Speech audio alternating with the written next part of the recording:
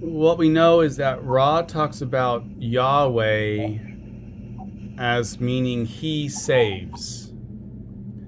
And Ra in the Law of One material mentions that Yahweh was a social memory complex, a united society and heart that were trying to be of service. And there's a certain metaphysical reality when you put the words, the Sanskrit words, syllables together. I don't actually know how to say it, but if the way that I would say it is Yahweh, is putting those together is a way to form through our vocalization a certain kind of energetics that is metaphysical in nature, and it means something. That there's a metaphysical. In other words, if I were to say draw a square, you would draw a square because the word square and the drawing of a square is the same thing. When I say square or say cube, you know what that looks like.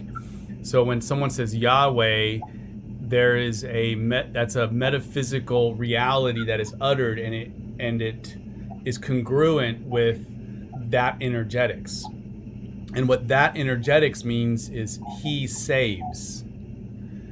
And it's not he as in God has a beard and is a man sitting in heaven, sitting up there in heaven, although that is how us humans have interpreted that. But he saves would be like the masculine principle, the divine masculine principle that comes into our particular third density vibratory conditions and saves. So it's the masculine principle, because masculine principle is that inside you, inside me, inside any woman. It's that which goes out. It's a moving outward. It's a penetration. And then saves, how I understand it now, is saves us from the entrapment of third density ethos, of a logjam of consciousness that just keeps repeating the bellicosity. Because Ra talks about, from the very beginning of our third density experience here on Earth, humans have been swept up in this sense of bellicosity, a bellicose attitude, and not being able to process it. Bellicosity in and of itself is not the problem. It's actually a tool to learn. It's a tool on learning how to choose a polarized choice. Like, are you going to do service to others or service to self? The positive path, the negative path. Bellicosity would be a tool to help us make that decision. And then once you've made the decision, it's another tool on how to keep refining that choice of polarity. Could you give me your description of bellicosity? Bellicosity is how I understand it from the Law of One, is a sense of an aggressive attitude towards another, where I want to infringe upon their free will in the service of putting myself over them. Okay. It's not just anger. Bellicosity is a certain kind of energetics that pits me against another, and then where I want to see myself above them in some form of domination. You see? And what Ross says is that our particular human population has never gotten beyond the ability to process bellicosity well. So we just keep repeating and putting ourselves in the perspective of continuing the energetics of bellicosity throughout the ages. And it's always going to be a scapegoating, a pointing of the other and saying, you're the fault, you're the problem, you're the cause of my pain. And therefore I want to infringe upon you because I fear you infringing upon me.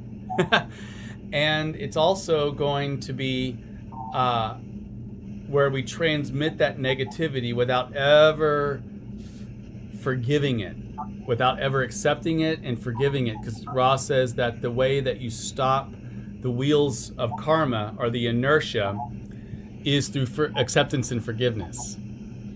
So an attitude of bellicosity is what has kept third density humans from moving beyond the lower chakras, either individually or collective, because individually and collective bellicosity belongs in the realm of the lower chakras. Gotcha. You see, and so it's a stopping of us moving into the heart, individually or collectively, and that's what we need to be saved from, because we cannot advance, harvest, graduate, whatever you want to call it, evolve into fourth density at the level of the lower chakras. And Ra says that our third density experience here on Earth is primarily overlaid by the orange ray. So even though we are yellow ray, because third density is of the macro yellow ray, we aren't living in a true yellow way third density fashion. We're actually living in a overlay of orange, which means that we're trying still to learn about ourselves, to accept ourselves, to forgive ourselves, to balance ourselves, and to open ourselves up to more love. We're still trying to learn that after 75,000 years of this third density experience. We've become trapped. There's a log jam of consciousness, and we don't know how to get ourselves out of it. That's what it's at. And that's why the Confederation has tried to get involved in helping us, but they've been pretty naive about it. And so there's ways in which their involvement has actually exacerbated the problem in many ways. Ra talks about this too. So the Yahweh is a energetics that says the male principle wants to come in and help save us from the entrapment of third density energetics characterized by bellicosity. Then Yehoshua is the energetics, when you say that in Sanskrit, in the way that is, I guess, uttered, I don't know how to pronounce it, but the way it is that it's something like Yahweh comes and what Yahweh, in solidarity, Yahweh saves and rescues.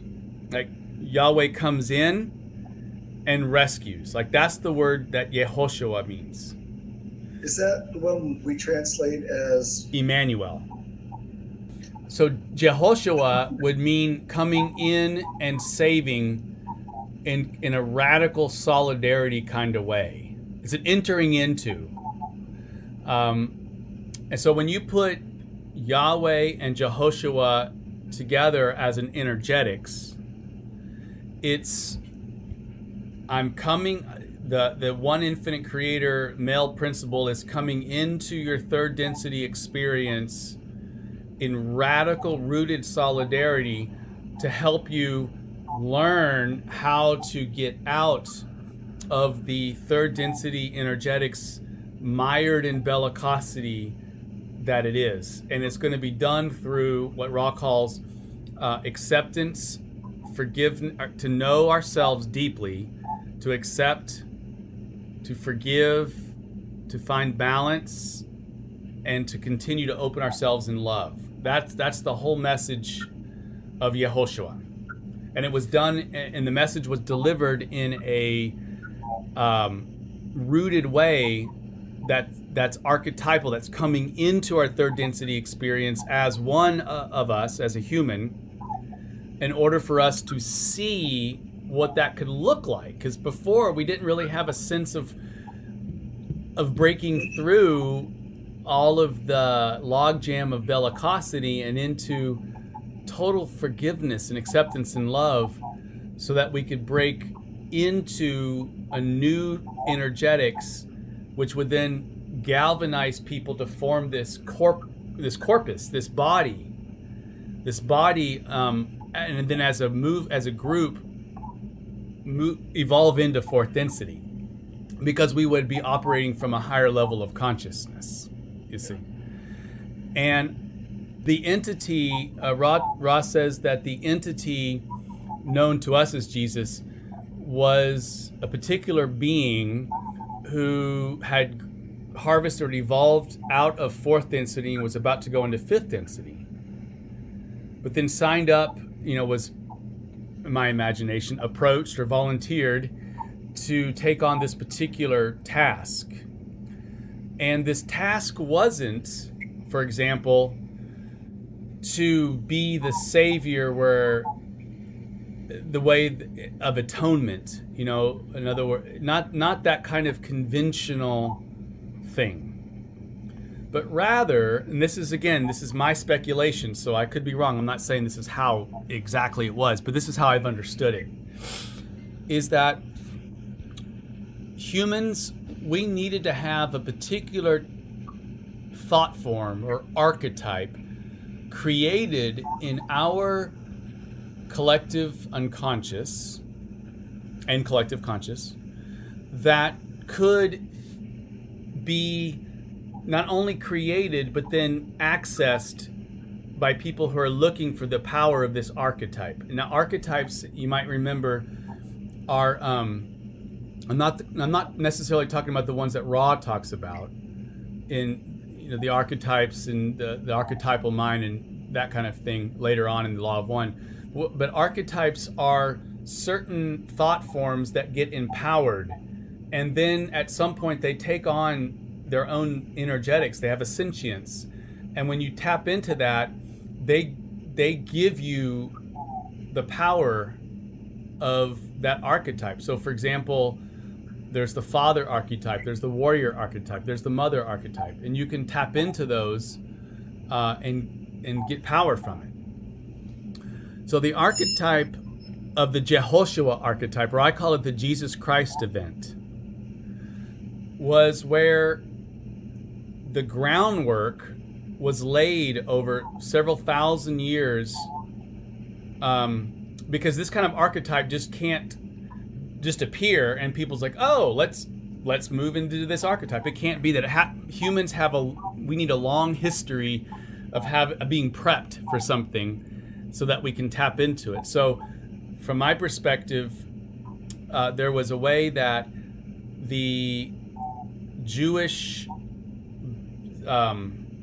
history was a slowly moving and setting the groundwork for the archetype to come to full fruition. And that's where you get a lot of the messages of the Messiah.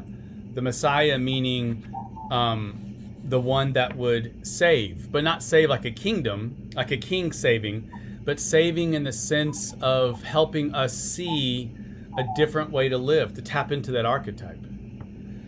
And it was, the way I kind of envision it is that they laid out, like an airport lays out the flat top and then puts lights and everything, and then in the fullness of time, when the time was ready, exactly as it should have been, in our collective in our journey, because Ross says that Jesus came in at the beginning of the last minor cycle, of 2100 years ago, at the beginning of that.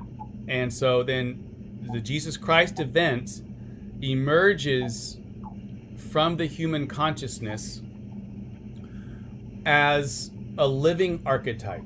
So the entity that volunteered for this mission, the living archetype was there in time space, was there in the astral plane, but not fully formed. The entity signed up to become the living archetype within the space-time analog into our particular understanding of reality. And so Jesus then incarnated and became the living archetype, which is translated as the human one, or the Son of Man. The Son of Man would be the human one, or the archetype of the fully whole human. who has access to all of these things. And then Jesus, throughout his life, his human life, he had to evolve into this. So that was part of his personal journey, is that he evolved into the archetype. And at some point, he reached a kind of crystallization of that archetype where the archetype and him became one. And at that point, this is when he goes into his public ministry. And a lot of scripture scholars say that basically Jesus did one thing, and that is to reconcile humanity with the divine. It's not that there's ever been a split. It's just that when we as a humanity have been mired and boggled down into the bellicosity, we see things from the ethos of separation. And that archetype is a reconciler of the human ethos of separation that we've lived in and the wholeness that is actual reality. And when it becomes a crystallized archetype, then we can tap into that to gain access to the power that archetype is, and that's a divine archetype. I mean, it is through the Jesus Christ event, the Logos itself came face to face with third density humanity. In the same way, for example, as you or me, Ra talks about that we can put on the magical personality. I don't know if you remember this in the Law of One material, but in a white magical ritual, for example, one invokes the sixth density higher self. Like, you have a higher self in sixth density, and so do I. And you invoke that, and in that moment of the ritual, Ra says that the higher self actually comes into the third density experience through that ritual and experiences the catalysts of third density as your third density self. The higher self experiences that intensely face to face, like inside you. And then Ra says that's why at the very end of a magical ritual, you have to take off the the sixth density magical self, so it can assume its place in sixth density analog. But for that moment, there's a oneing that happens, a unifying that happens, to where it's not only you experiencing in your third density self what is going on, but it's your sixth density self at the same time experiencing third density conditions in the immediacy of your life. You see?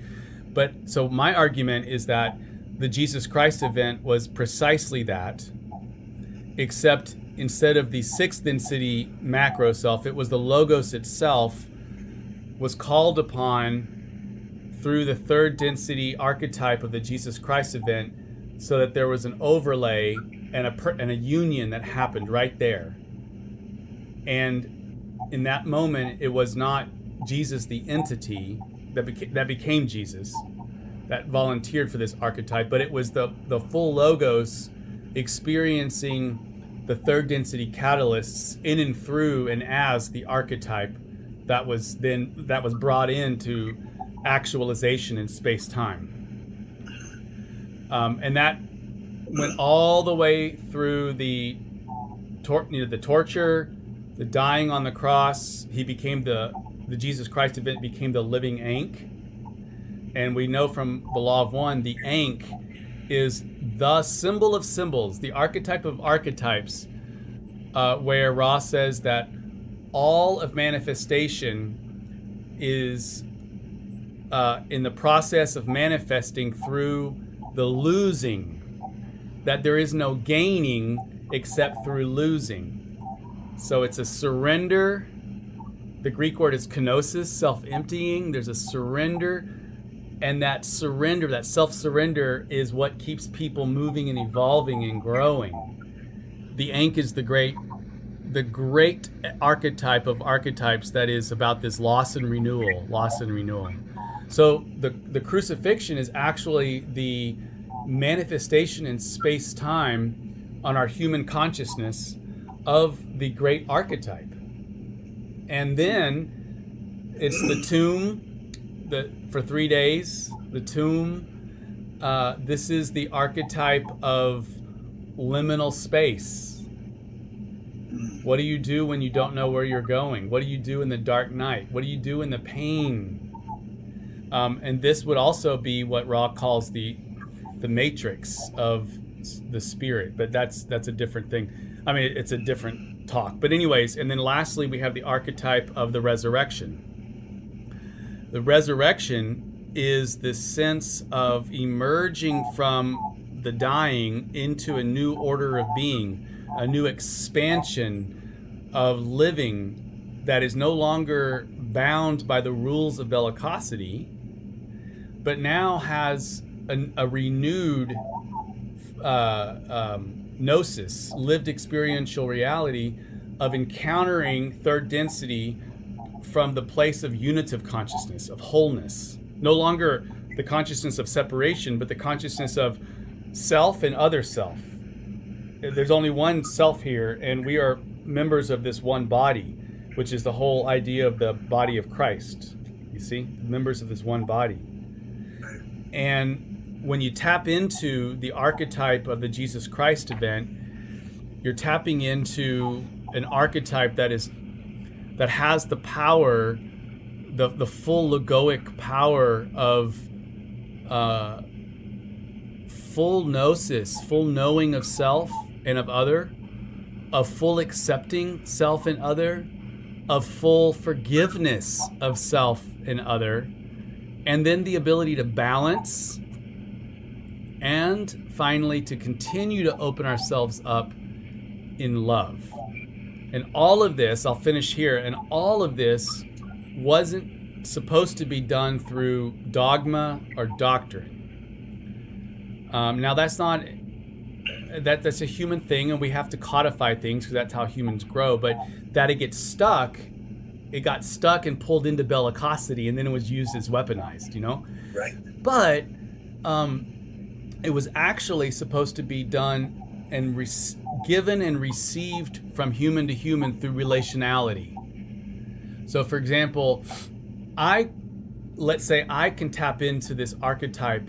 I become the archetype of the Jesus Christ event, of dying and rising constantly, you know, like I become that.